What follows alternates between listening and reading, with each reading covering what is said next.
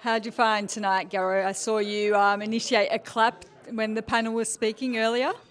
Well, the panel was excellent, if I may say so. You had some excellent presenters and speakers.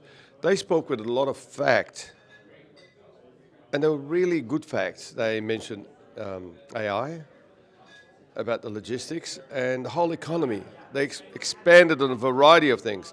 For all of you who missed out, that was a great presentation. Really was. But they were very good.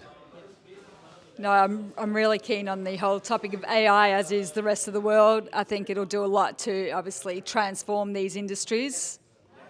Well, yes. One of the key things that was brought out with AI is that the wastage in containers.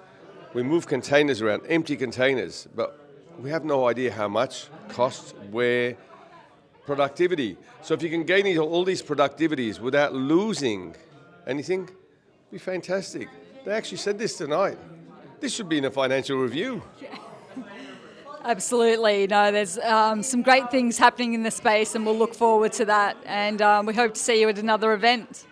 The conference. When's the conference? In November. Will we see you there? I will look forward to it. Wonderful.